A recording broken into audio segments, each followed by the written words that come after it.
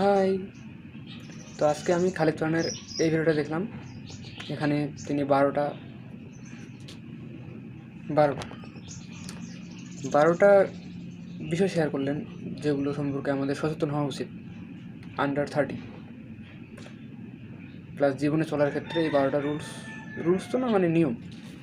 12টা বিষয়ে যে সতর্ক করলেন, তো দেখি কতগুলো মনে আছে। তো প্রথমে যেটা আমাকে বললেন, যেটা আমার বাস খেয়েছি, সেটা হচ্ছে যে স্ক্যাম। আমাদের বর্তমানে বিভিন্ন প্রকারের স্ক্যাম আছে আশেপাশে, অনেক প্রকার MLM কোম্পানি। তারপর তাছাড়াও বিভিন্ন ধরনের একদিনে কোটিপতি, 2 দিনে কোটিপতি, মানে 21 দিন পয়সা ডাবল, এই টাইপের স্কিমগুলো যেগুলো আছে, মানে কর্ম না করে যে এখানে সফলতার কথা বলে। জাস্ট এই বিষয়গুলো সম্পর্কে সতর্ক থাকতে হবে। তো আমার বাস্তব জীবনে আমি একটা জায়গায় ধরা খাইছি। 2000 টাকা ইনভেস্ট করছিলাম, কিছু ওষুধ দিছিল, হেলদি প্রোডাক্ট, হরলিক্সের মতো। সেগুলো খাইলে নাকি শরীর স্বাস্থ্য ভালো থাকে, আবার ওই ওষুধগুলো নাকি বিক্রি করতে পারবো। আরেকজনের কাছে বিক্রি করতে গেছি, কেউ নেয় না, বন্ধুবান্ধব জয়েন করে না, সবাই বলে তুই আগে কোটিপতি হ, তারপর আমাদের ফ্রি খাওয়াই, সমস্যা কী? এখন ওখানে সিস্টেমটা তো ছিল এটা, যে আপনি জয়েন হন, আপনার নিচে আরও মানুষ আনুন, মানে একটা গাছের মতো ট্রি টোপোলজির মতো একটা সিস্টেম ক্রিয়েট করুন। যাই হোক, ঠকছি, ঠিক আছে, ওষুধগুলো খাইছি, এই দিক দিয়ে উপকার পাইছি একটু, মানে সেই সময় খুব ভাই একটু হাট্টা ছিলাম, তারপর আবার স্বাভাবিক হয়ে গেছে। তো শিক্ষা পাইছি একটা, MLMটার সাথে বাস্তব জীবনে তাদের মোটিভেশন ডায়লগগুলো শুনে, বাবারে বাবা, যে বুঝতে হইতাম, মানে আমি হচ্ছি এলন মাস্ক, আমি মনে করেন অমুক্ত, আজকে দেশ শেষ করে দিব, মানে পৃথিবী ধ্বংস করে দেবো আজকেই কোটিপতি হয়ে, এইরকম একটা মানে বুস্টিং দিতে মোটিভেশন স্পিচ, বাবা। তারপর 2 নম্বর যেটা আমাদের থাকতে হবে গুণ, একদিক থেকে তো ওই রকম বাস খাওয়া ভাত, ওই যদি 2000 টাকা সেই জায়গায় না দিয়ে 2000 টাকা করে প্রতি মাসে ইনভেস্ট করতাম, এখন তো বয়স 21, 20 বছর পরে থেকে প্রতি মাসে 2000 টাকা করে ইনভেস্টও যদি করি, তাহলে কম্পাউন্ড ইনভেস্টিংয়ের মাধ্যমে আমার প্রফিট, মানে আমার একটা অ্যামাউন্ট থাকতো, সেইটা আমার নাই। এটা আমার ব্যর্থতা, তৈরি করতে হবে পরবর্তী বছর থেকে হোক বা এখন থেকেই টাকা জমাতে হবে। এটা হচ্ছে মানে ইনভেস্ট প্লাস টাকা সেভ করে ইনভেস্ট করাটা শিখতে হবে আগে থেকে। 3 নম্বর যে বিষয়টা নিয়ে ভাই কথা বলেছিল, সেটা হচ্ছে ডিগ্রি প্লাস যে অনার্স মাস্টার্স, এগুলো বিশ্ববিদ্যালয়, ভার্সিটি, এগুলো আসলে আমাদের বাস্তব জীবনের জন্য দরকার, না করলে দরকার। মানে এটা অনেকটাই এমনটা যে রাজধানীতে পড়াশোনার বিভাগে বা জেলায় পড়াশোনা, সবাই সব জায়গাতে অনার্স ঠিক করতেছে, যখন আপনি বিভাগে, আমি যখন বিভাগে এখন অনার্স করতেছি, এখন থেকে আমার মনে হচ্ছে ঢাকায় তারা কী না কী করতেছে, কিন্তু তারা ওই সিম্পলাই পড়তেছে, একটা গ্যাদারিং, একটা পরিবেশ ভালো পাচ্ছে, এটা একটা বড় বিষয়। এই জায়গায় একটা আমি পাচ্ছি না, এটা একটা প্লাস ফ্যাক্টর। সেই রকম পড়াশোনার ক্ষেত্রে অনার্স মাস্টার্স করলে পড়ার পরও তারা জীবন যাপন করতেছে, আবার পড়াশোনা না করেও জীবনযাপন করতেছে, টাকা ইনকাম করতেছে বিভিন্ন উপায়ে, কিন্তু এই তাদের এই আফসোসটা থেকেই যায়।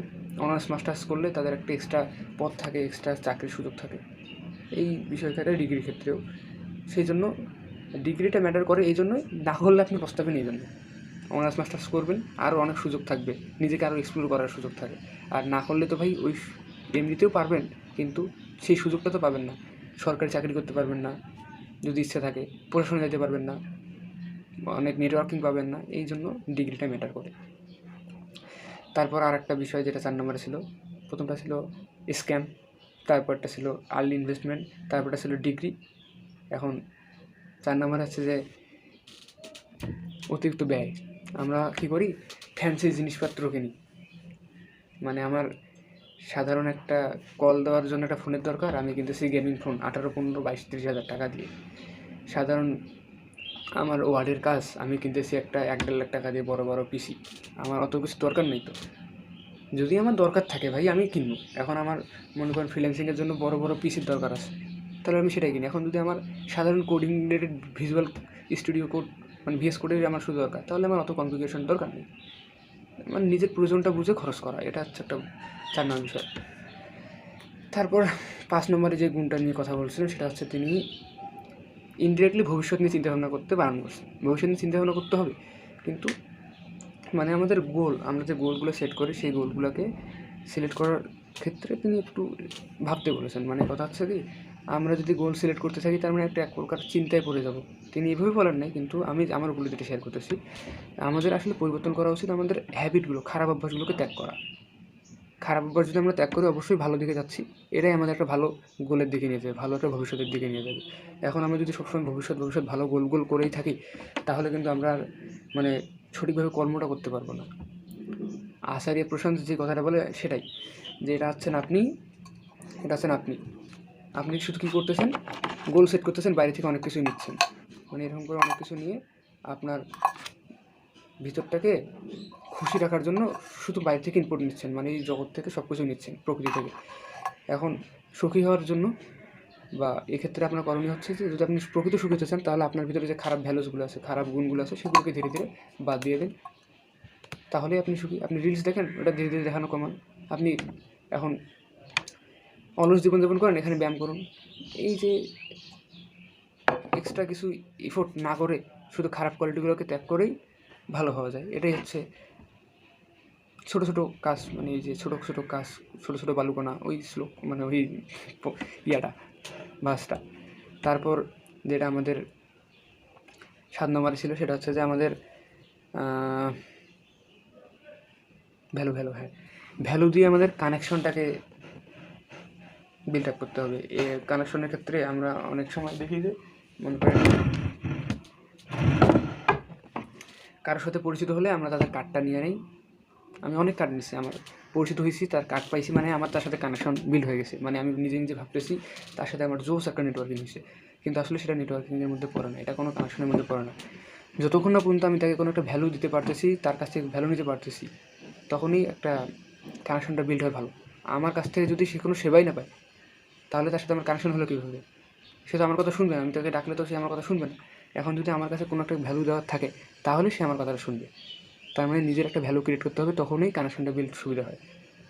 এখন আপনার কন্ট্যাক্টে 1000 জনের নাম্বার আছে ভাই, সেটা কোনো কানেকশন না। 10 জন আপনাকে চেনে, নামে চেনে, আপনার কাজ কী, আপনাকে তো চেনেন না, আপনি তো তার কোনো কাজে লাগতেছেন না। যখন আপনি তার কাজে লাগবেন, তখন রিটার্নে যে আপনাকে একটা উপকার করবে, সেটাই হচ্ছে কানেকশন বিল্ডিংয়ের মেন উদ্দেশ্য। তার মানে নিজেকে ভ্যালুয়েবল তৈরি করতে হবে, নিজের ভিতরে কিছু ইমপ্রুভমেন্ট আনতে হবে, যাতে মানুষের উপকার করতে পারি। তার রিটার্নে যেই ফলটা পাবো, এটাই হচ্ছে কানেকশনের সুবিধা। তারপর যার একটা কথা বলছিল সেটা হচ্ছে যে জার্নাল মানে এখানে রাইটিং, মানে থটসগুলোকে মাথার ভিতর থাকলে, মাথায় একটা কথা শুনছিলাম,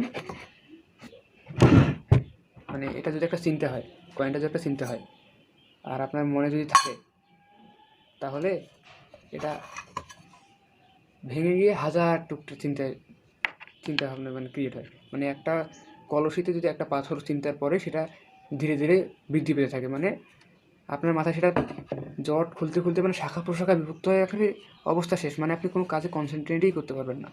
সেই জন্য আমাদের চিন্তার ক্ষেত্রে আমাদের রাইট ডাউন করা উচিত। আপনার কোনো থট আসলে সেটাকে লিখে ফেলুন, তখনই আপনার মাথাটা খালি হয়ে যাবে। মানে এই যে ওই আগের মতোই আপনার ভিতরে কোনো কিছু একটা আছে, সেটাকে এক জায়গায় রেখে দিলেন, তখনই আপনি শূন্য।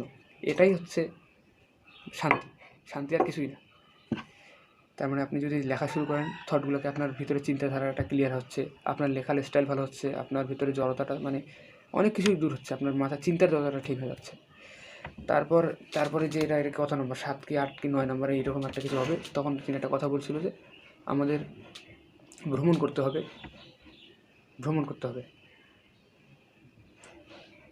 আমাদের তো এখন টাকা পয়সা নাই, ভিসা নাই, পাসপোর্ট নাই, নিজের দেশটাকে ভালোভাবে ঘোরা উচিত আমার। চেষ্টা করছি রংপুর বিভাগের বেশ কয়েকটা জেলা, কুড়িগ্রাম, লালমনিরহাট, দিনাজপুর, নিজের যতটুকু ছিল সামর্থ্য, শুক্রবার করে বৃহস্পতি শুক্র শনি ঘোরার চেষ্টা করছি, বাকি 5 দিন ক্লাস করছি এই 1 বছরে। অনেক গীতা স্কুল ঘুরছি, অনেক দাদাদের সাথে পরিচিত হয়েছি, অনেক টিচার, অনেকজনের সাথে পরিচিত হয়েছি, অনেক এলাকা ঘুরছি। যে জায়গায় বাসে যাওয়া যায় সেই জায়গায় আমি ভ্যানে গেছি, বাজারগুলোতে থামছি, এলাকার কালচারগুলো দেখছি, কোনখানে কী ফসল আবাদ করা হয় না হয় সেগুলো দেখছি, ছবি তুলছি, ভিডিও করছি, কিন্তু কোথাও আপলোড করে নেই। পিসিতে রাখছি, আবার হার্ড ডিস্ক নষ্ট হয়ে গেছে। 1 টিবি, প্রায় 700 জিবির মতো ভিডিও ছিল 2018 সাল থেকে 23 সাল পর্যন্ত। ওয়াইফাই ছিল না, আপলোড করতে পারি নাই। ভাবছি এডিট করতে, মানে একদিনে তো অনেক ভিডিও করি, একদিন এডিট করে এডিট করে নিই ভিডিওগুলো, তারপর দিন জমছেই, মানে জমা থাকতে থাকতে মাথায় ভিডিও করেই গেছি, স্ট্রেসফুল হয়ে গেছে, আবার হার্ড ডিস্কে রাখছি। এরকম করে ফোনে ভিডিও করি, হার্ড ডিস্কে রাখি, মনে করি আমি আপলোড করতেছি, আসলে আমি কোথাও আপলোড করি না, হার্ড ডিস্কে রাখছিলাম, আর হার্ড ডিস্কটা আমার নষ্ট হয়ে গেছে। সেই জন্য আমার আর কোনো ব্লগ চ্যানেলে কিছু দিতে পারি নাই। ইচ্ছা ছিল মানে একটু ভিডিও টিডিও আপলোড করার, সেটা আর হইলো না। নতুন নতুন এত জায়গা ঘুরলাম, জায়গাগুলোর এক্সপ্লোরটা মানুষকে শেয়ার করা হইলো না। দু একটা স্টোরি দিতাম, কিন্তু ইন ডিটেলসে দিতাম না কিছুই। তার মানে আমাদের নিজের দায়িত্বটা নিজে নিতে হবে। এই যে ট্রাভেল করতেছি, নিজের টাকা যেন ঘুরতে পারি, নিজের যে রেসপন্সিবিলিটি নিতে পারি, এটা আমাকে নিতে হবে। নিজের রেসপন্সিবিলিটি, মানে বুদ্ধ যে কথাটা বলে সেটা হচ্ছে অপদীপ হব, মানে নিজের প্রদীপ নিজে হও। অন্যের আলোতে আলোকিত তো হবই, আমরা তো নিজে তো আর দ্বীপ জ্বালাতে পারি না, কিন্তু এই যে যখন নিজের আলোটা জ্বলতেছে, তখন নিজের আলো দিয়ে নিজেই পড়াশোনা করে, নিজেই ঘুরি, নিজেই সব কিছু করবেন, নিজের টাকায় সব কিছু করাটা। এটাই ট্রাভেলটা যেহেতু আমি করতেছি, এখন ঘোরা হচ্ছে না, শুক্রবার বাড়িও যেতে পারতেছি না, বাড়ি থেকে টাকা নিয়ে চলতে হচ্ছে, খরচ আর করতে ইচ্ছে হচ্ছে না, গেলেই খরচ হয় একটা যাওয়া আসা। প্রতি সপ্তাহে বাড়ি যেতাম, আবার ঘুরতে যেতাম, এখন ঘোরাঘুরিটা কমে গেছে, যেহেতু টাকা বাড়ি থেকে নিয়ে তো আর ঘোরা যায় না।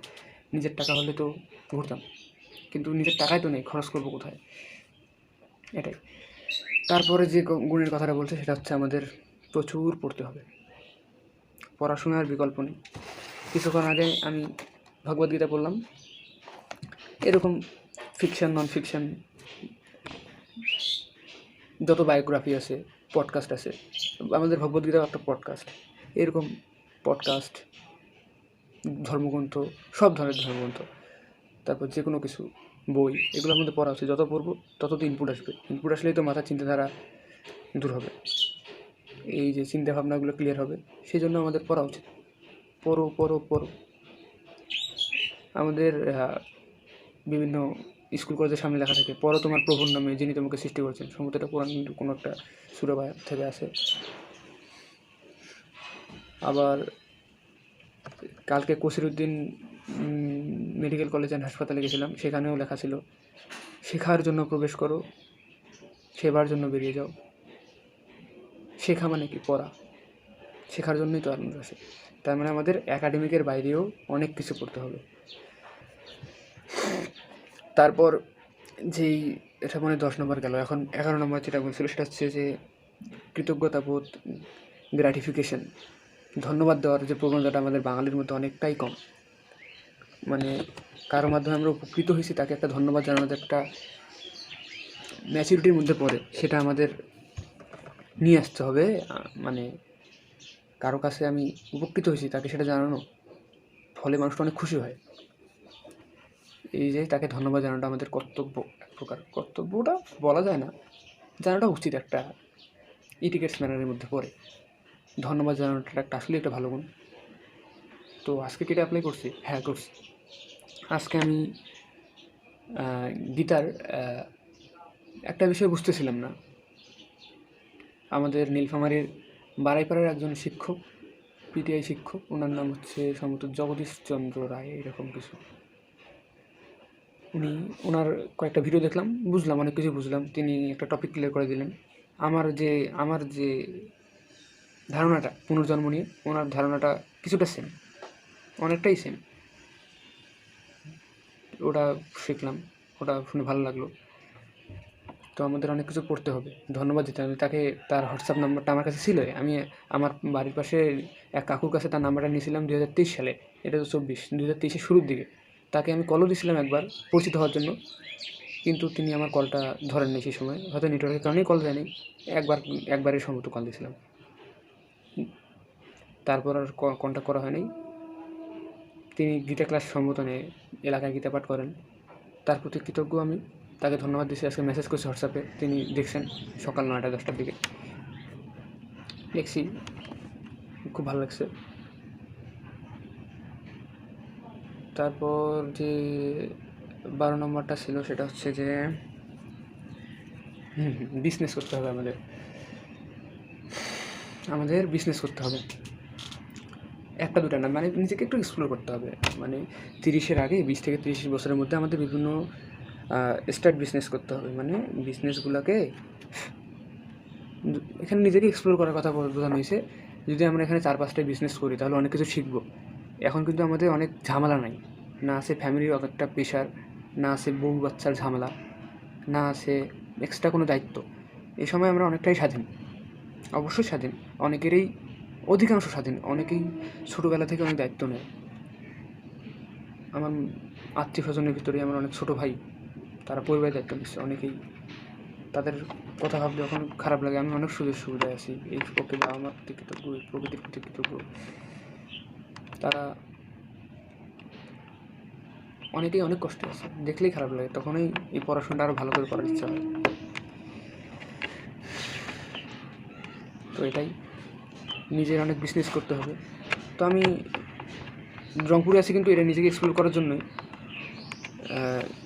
নিজে অনেক করা খাবারের বিজনেস করছি, টি শার্টের বিজনেস করছি, খাতা কলমের বিজনেস করছি, আবার এই যে গ্রিন পেনের বিজনেস করছি, দোকানে দোকানে গিয়ে বিক্রি করছি, খাতা কলম বিক্রি করছি, আবার অনেক কিছু, অনেক চানাচুর ঝালমুড়ি বিক্রি করছি, পুজোয় খেলনার দোকান দিছি অনেক, আবার ফলের জুস বিক্রি করছি আরও করছি। মানে একদম লেগে থাকি নাই, তবে ট্রাই তো করছি। টি শার্টের প্রিন্টিং থেকে শুরু করে বিজনেস বিক্রি করছি। যদিও পরিচিত কেউই কিনছে, কিন্তু তাদের সাথে তো নেগোসিয়েশনটা হয়েছে, একটা ফিল পেয়েছে। আবার কলেজে গিয়ে বন্ধুদের কাছে কলম বিক্রি করছি, খাতা বিক্রি করছি, আবার শীট বিক্রি করছি। এগুলো আসলে বিজনেসের মধ্যে পড়ে না। আবার হ্যাঁ, আরেকটা কাজ করছি, বই বিক্রি করছি। আমার ল্যাপটপ বিক্রিরও চেষ্টা করছি, ল্যাপটপও কিনে দিচ্ছে অনেককেই, অ্যাফিলিয়েটেড আছি। রংপুরের ল্যাপটপের যারা আছে, মানে সেল দিলে একটা পার্সেন্টেজ দেয়, এটাই। মানে এরকম ছোটোখাটো যেগুলো করা যায়, নিজের খরচটা মানে চালাইছিলাম একটু। তারপর আবার পড়াশোনার পাশে যদি ফোকাস করি তখন ওগুলো হয় না। সেই জন্য আপাতত যে দেখতেছি যে ওগুলো ছোটো ছোটো পুরিরার মাছ, এগুলো না খেয়ে ওই যে বকত ধ্যানম, বক যেরকম এক পায়ে দাঁড়িয়ে থাকে, আশেপাশে যে ছোটো ছোটো মাছগুলো সেগুলো খায় না, একদম একটা বড় মাছ আসলো সেটাকে খাবে শুধু বক। সেই রকম সেই চিন্তা ভাবনাটা যখন মাথায় আসলো, তখন সেই ছোটো ছোটো কাজগুলো বাদ দিলাম। এখন লক্ষ্য বড় নিয়ে ছোটো ছোটো হ্যাবিটগুলোকে বাদ দিয়ে কাজ করার চেষ্টা করতেছি। আপাতত কোডিংটা ভালোভাবে করতেছি, প্লাস সেমিস্টারের পড়াগুলো, প্লাস আবার কৃষি দিতে এখন মন চাচ্ছে। কৃষি প্রিপারেশনটা নিতে হবে ভালোভাবে, এতদিন ভালোভাবে পড়ি নেই। যেহেতু আজকে আবার একটা টপিক ক্লিয়ার হলো, যে কী টপিক ক্লিয়ার হলো কোথায় জানি লিখলাম, হ্যাঁ, সক্রেটিসের একটা কথা শুনছিলাম ওই স্যারের কাছে, জগদীশ স্যারের কাছে। তিনি বলছিলেন যে কাপুরুষেরা মরে বারবার আর বীরেরা মরে একবার। তো এটা আমার সাথে যায়, আমি যে কাপুরুষ সেটা আমার সাথে যায়। আমি বারবার অ্যাডমিশন পরীক্ষায় মানে সারাদিন রিলস দেখতাম, ফেসবুকে মনে করেন একটা ফ্যাসিনেশনের মধ্যে ছিলাম। তারপর একটা নার্সিস্টিক পার্সনের মধ্যে ছিলাম, আমি যেটা ভাবতেছি সেটাই সব, এরা বোকা, হতেই অ্যাডমিশনের সময় নষ্ট হতেছে। আমি ChatGPT থেকে হাজার হাজার প্রশ্ন করে করে সারাদিন ল্যাপটপে, মানে মনে হচ্ছে আমি একদম সব জানি, মানে নিজেকে একদম সর্বজ্ঞাতা এরকম একটা ভাব চলে এসেছিল, মুই কি হনুরে। সেই কারণে অ্যাডমিশনটা খারাপ করছি। তখনও এই ধারণাটা ছিল যে কোটিপতি হবে, ইলন মাস্ক হতে হবে, এগুলা পড়াশোনার সাধারণ দিয়ে কোনো লাভ নাই, স্কিল ডেভেলপ করতে হবে। তখন থেকেই যত কোর্স করা শুরু করছি, সেই দিক দিয়ে অবশ্য আগাইছি, কিন্তু এই অ্যাডমিশনটা বাদ খাইছি। পড়া না পড়ে গিয়ে শুধু জাস্ট কমিউনিকেশন বিল্ড, অমুক কোম্পানি তমুক কোম্পানি, যেই জায়গায় যায় সেই জায়গায় শুধু বড় ভাই তোর ভাই, তাদেরকে নাম্বার নেওয়া, কে সিএসিতে পড়ে, কে কোথায় পড়ে, কে কোথায়, তাদের সাথে আমার পরীক্ষা তো আমি দিতে যাইতাম না, আমি শুধু ঘুরতে যেতাম, কোম্পানি দেখতে যেতাম, ভার্সিটি দেখতে যেতাম। বলছি ভার্সিটিতে কী আছে, ভার্সিটির মজা, বড় ভাইদের সাথে একদিনে চট্টগ্রাম গেছি, চট্টগ্রামে যতগুলো একা একা ঘুরছি, একা একা খাইছি, বড় ভাইদের সাথে বাইকে ঘুরছি, একসাথে বসে বড় ভাইদের সাথে গিটারে গান করছি, মানে সব ফিল্ডগুলো নিয়েছি। কইছি যে একদিনই তো জীবন। ফিলোসফি ছিল কি, সেই সময় ফিলোসফি শিশু অনুযায়ী ঠিক ছিল। এখন হয়তো ফিলোসফিটা পাল্টে গেছে, ইনপুট আসলে তো আউটপুট আসবেই একটা। তো এখন অনেক ইনপুট আসছে, চিন্তাধারাগুলো পাল্টাইছে। তখন এই কথা হচ্ছে যে অ্যাডমিশনের সময় অনেক সারাদিন ল্যাপটপ কম্পিউটার টিপে টিপে অ্যাডমিশনের সময় শুধু ঘুরতাম, এক্সপ্লোর করতাম। সেটা এখন তখন কৃষি ইউনিভার্সিটিতে পরীক্ষা দিতে গেছিলাম, কিন্তু আসলে আমি পরীক্ষা দিতে যাইনি, আমি গেছিলাম ইয়াসির ভাইয়ের সাথে দেখা করতে। তিনি হচ্ছেন বাইনাওয়ের সিও, আবার স্টার্ট আপ নিয়ে কাজ করে। তাদের সাথে দেখা করছিলাম, ঘুরছিলাম ঢাকায়। আবার ঢাকা গেছিলাম আইএমএসের সাথে দেখা করতে। আবার সেদিন গেছিলাম, সেদিন ছিল ভাইয়ের অফিস বন্ধ, শনিবার ছিল, দেখা করতে পারিনি, আবার চলে আসছি। তখন আবার এই যে একটা এডটেক প্ল্যাটফর্ম নিয়ে কাজ করছিলাম, পড়াশোনা মানে স্টাডি গেম নিয়ে কাজ করছিলাম, এখনও করছি টুকটাক। কিন্তু তখন খুব লাগিয়েছিলাম কী ফিচার্স থাকবে সেটা নিয়ে শুধু সারাদিন চিন্তা ভাবনা, সারাদিন ChatGPT কে বলে অ্যাগ্রি ফার্ম নিয়ে কাজ করছিলাম, মানে কী কী স্টার্ট আপ করা যায়। আবার কয়েক জায়গায় কামবাই টিভি না কোথায় ইন্টারভিউ দিয়েছিলাম হুদাই নোশনে করে। তারপর আরও অনেক কিছু করছি। অ্যাডমিশন টাইমটা একটা পুরো একটা মুভির মতো। বন্ধুরা পড়াশোনা করে, আমি শুধু করি পড়াশোনা করে কী হবে রে, সেটা করতে হবে। তখন আবার শার্ক ট্যাঙ্ক ইন্ডিয়া, কী করে পড়াশোনায় কী আছে। এখন উপলব্ধি আসছে যে একটু ভালো জায়গায় গেলে আরও একটু ভালো নেটওয়ার্কটা হবে, নিজের ভ্যালুটা ক্রিয়েট করা যাবে। তখনকার ফিলোসফি কী ছিল, ইন্টারনেটের যুগ, নেটওয়ার্কিংয়ের জন্য ফ্রেন্ড রিকোয়েস্ট পাঠালেই তো হয়ে যাচ্ছে। ফ্রেন্ড রিকোয়েস্ট পাঠালে 10-12 জনের ফ্রেন্ড রিকোয়েস্ট পাঠালে 2-3 জন অবশ্যই অ্যাকসেপ্ট করে। ফ্রেন্ড অ্যাকসেপ্ট করতো, ভাই ফ্রেন্ড ওইটা কথা বলতো, এই তো নেটওয়ার্কিং হয়ে যাচ্ছে, আর কী লাগে। এখন ভার্সিটি তো পৃথিবীতে হাতের মতো। কিন্তু এই যে এখন আজকে যেটা শিখলাম সেটা হচ্ছে ভ্যালু, নিজের ভ্যালুটা বিল করতে হবে। এই যে আর ডিগ্রির ক্ষেত্রে ওই বিষয়টা শিখলাম, সেটা হচ্ছে যে আমাদের ম্যাটার করে না, কিন্তু এই যে ভিতরে একটা খুঁতখুঁতি থাকি যাচ্ছে, আমার আসলে এখনও ম্যাটার করে না। আমার ফিলোসফি ওটাই আছে, ঢাকা আমার কাছে ম্যাটার করে না, কিন্তু এই মনের ভিতরে একটা ঢাকায় থাকলে ভালো কিছু করতাম, সেটা পাওয়ার জন্য এখন ঢাকা যেতে ইচ্ছে হচ্ছে, আর কোনো কিছুই না।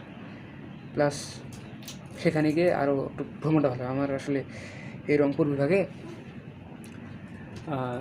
বিভাগে আমার যে কাজগুলো করার ছিল সেই কাজগুলো করছি। আবার এই জগদীশ স্যারের কাছে যেগুলো আজকে আমি শিখলাম সেটা হচ্ছে যে 17 অধ্যায়ে যে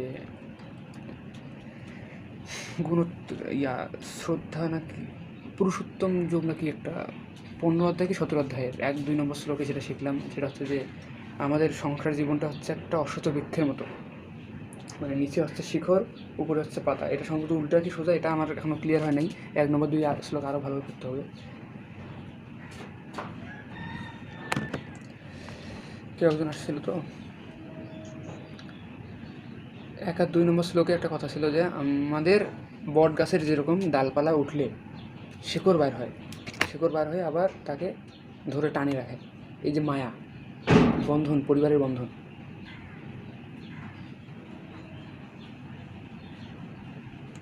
আমাদের এই বন্ধনগুলো রাখা যাবে না এত তাড়াতাড়ি। আমাদের আগে উঠতে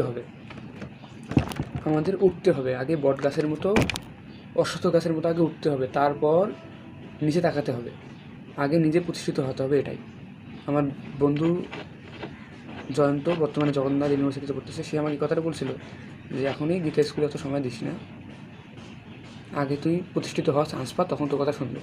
তখন আমার ভিতর কথা ছিল কি, যদি কালকেই মরে যাই তখন কী হবে, স্বপ্ন থেকে যাবে। কেননা সেই সময় ইনসিডেন্ট ঘটছিল, মিলনদার একটা বড় ভাই আমার মতো স্বপ্নবাস ছিল, রোড অ্যাক্সিডেন্টে মারা গেছে। তখন আমিও একটা অনিশ্চিত ভবিষ্যতের মধ্যে ছিলাম যে কালকেই যদি কোথাও মারা যায়, জীবনে তো নিশ্চয়তা নেই, তাহলে স্বপ্নগুলো তো এখন আজকে তো এই স্বপ্নটা দেখছি, এই স্বপ্নটা তো পূরণ করা উচিত। কালকের হিসাবে আমি জানি না, আমার ফিলোসফি তখনও ছিল, এখনও আছে অবশ্যই, একদিন করে বাঁচবো কিন্তু বাঁচার মতো বাঁচবো। সেই জন্য অ্যাডমিশনটা কত গুরুত্ব দেয়, যে স্বপ্ন আসছে ওই কাজগুলো করে গেছি, যেখানে যাওয়ার ইচ্ছা আছে সেটা করে, যেটা খাওয়ার ইচ্ছা আছে সেটা খাইছি, কোনো কিছু দেখিনি। জাস্ট এটা অনেকটা ইয়ার মতো, কী একটা বলে 4 ভাগ দর্শন, অন্য একটা দর্শন বলে, এটা ওই দর্শনের ফিলোসফি ছিল আমার মধ্যে ইনবিট। অবশ্যই এখনও আছে, কিন্তু এখন যেটা আর একটা নতুন ইনপুট হচ্ছে আমার ভিতরে, সেটা হচ্ছে যে গীতা পড়া প্লাস অনেক মানুষকে শোনা, যে আগে নিজে প্রতিষ্ঠিত হতে হবে, তারপর অনেককেই উপকার করা যায়। এখন উপকার করতে পারতেছি, মানে এখন আরেকটা আমার প্রকৃতি আমার উপকার করছে, সেটা হচ্ছে আমি চাইছিলাম নিজে উদ্যোগে বড় হয়ে 30, 40, 50 বছরে যখন যাব, গীতা পাঠের আয়োজন করব লাখো কণ্ঠে, হাজার কণ্ঠে। এই ইদানিং কিছুদিন আগে হয়ে গেল।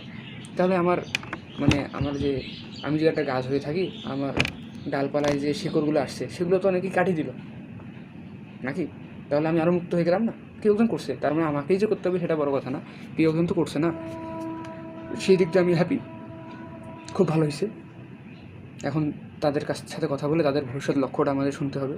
আমার লক্ষ্য তো তারা পূরণ করছে, এখন তাদের তো আরও কিছু লক্ষ্য থাকতে পারে, সেগুলো আমাকে শুনতে হবে। কান্তজি মন্দিরে 20,000 কণ্ঠে গীতা পাঠ হলো, আবার নীলফামারীতে 1 লাখ কণ্ঠে না কত গীতা পাঠের অনুষ্ঠান হবে। কিন্তু আমি একাই ভাবছিলাম স্টুডিয়ামে আমি আমার সনাতন সাহিত্য সমাজ একটা প্রতিষ্ঠা করছিলাম, সেটার 1 বছর পূর্তিতে একাই গিয়ে প্রথম অধ্যায়টা সম্পূর্ণ পাঠ করছি স্টুডিয়ামে। সেই ভিডিওটাও করছি, ওটা আপলোড করি না, ওটা পিসিতে আছে কি ডিলিট হয়ে গেছে খুব বলতে পারি না। আমি চাইছিলাম যে 10 বছর পর স্টুডিয়ামে লাখো কণ্ঠে, হাজার কণ্ঠে গীতা পাঠ করাবো, যত নীলফামারীতে গীতা স্কুল আছে। কিন্তু তারা তো এটা নীলসাগরে কি কোথায় জানি ডোমারে করবে, তা করতেইছে তো।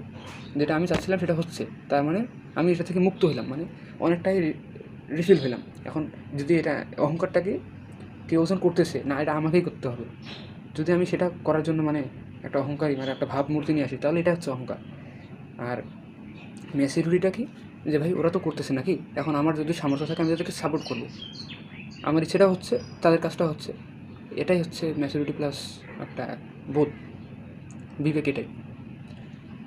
এখন আমি এই 1 বছর ঘুরে ঘুরে বিভিন্ন গীতা স্কুলে, যেটা আমার উদ্দেশ্য ছিল যে সংস্কৃত পড়ার পাশাপাশি বাংলা পদ্যটা, মানে ছোটো বাচ্চাদেরও প্রেশার পড়ে অনেকটা, আমি যেহেতু পড়াচ্ছি বাচ্চাদের অনেক প্রেশার পড়ে, তাদের বাংলা পদ্যে যদি শেখানো যায়, প্লাস গীতার যে বেদান্ত দর্শনটা আছে সেটা মাধ্যমে কীভাবে জীবনে অ্যাপ্লাই করা যায় সেটা শেখানোটা,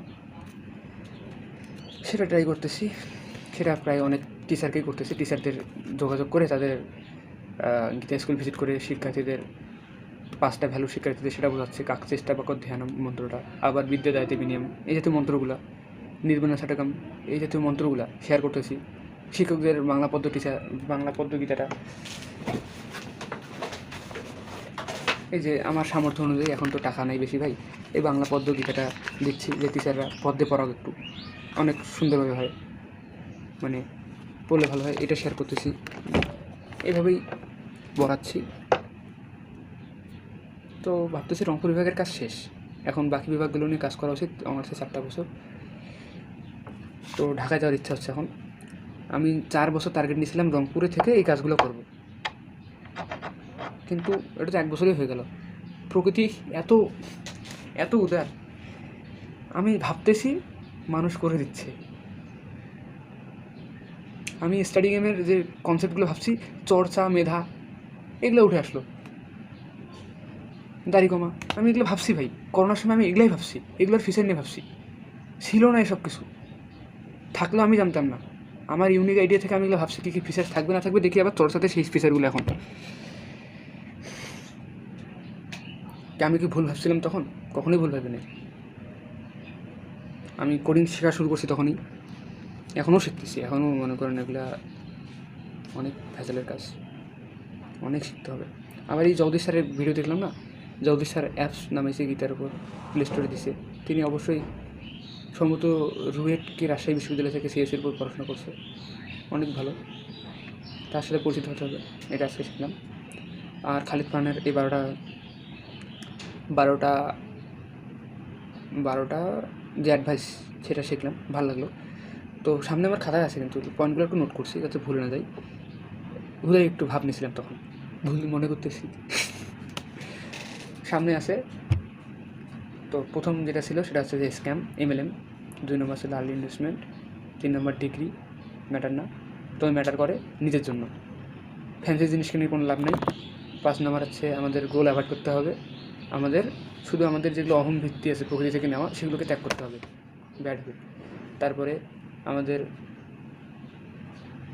একটা বিষয় বলি নেই, ফ্যান্সি অ্যাডভাইস, মানে মানুষ ফ্যান্সি অ্যাডভাইস দেয়, মানে তার ভিতরে 1000টা ফ্যান্সি অ্যাডভাইসটা আমাদের অ্যাভয়েড করতে হবে।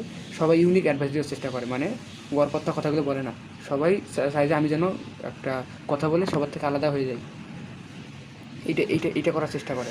তেমন কিছুদিন আগে দয়াল আমাকে ফোন দিয়েছিল, বুঝছে কোথায় চয়েস দিবে, কোন সাবজেক্ট নেবে। আমি তাকে আমারটা বোঝাচ্ছিলাম, 10-5টা কথা না, সে যার সাথে কথা বলছে সেই তাদেরকে একটা করে আলাদা ওপিনিয়ন দিছে। মানে অ্যাডভাইস দিলে সবাই একটা ইউনিক নিজের একটা ভাবমূর্তি, নিজের ভ্যালু ক্রিয়েট করার চেষ্টা করে। সেটা আমিও করছিলাম, এটা আমি বুঝলাম আজকে, মানে এই কথাটা না বললে বুঝতাম না। তারপরে কানেকশনটা বিল্ড করতে হবে আমাদের ভ্যালু দিয়ে। তারপর আমাদের জার্নালিং করতে হবে, আমাদের মানে থটগুলোকে লিখতে হবে, লেখার অভ্যাস করতে হবে। তখনই পরশুদিন আমি রাত 2টা-3টে পর্যন্ত, অমৃত যখন আমার রুমমেট ছিল না, আমি গুগল ডকে আমার ছোটোবেলা থেকে শুরু করে বড় পর্যন্ত সব যত কিছু ছিল থট একটু লেখার ভয়েস দিয়ে, মানে গুগল ভয়েস দিয়ে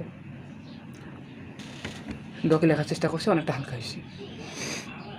তারপর আমাদের ট্রাভেল করতে হবে, নিজের টাকা চলার ব্যবস্থা করতে হবে, নিজেকে এক্সপ্লোর করতে হবে, নিজেকে আরও এক্সপ্যান্ড, মানে খালিদ প্ল্যানে আরেকটা ভিডিও দেখছিলাম, সেখানে বলা ছিল যে শেখা যায় 3ভাবে।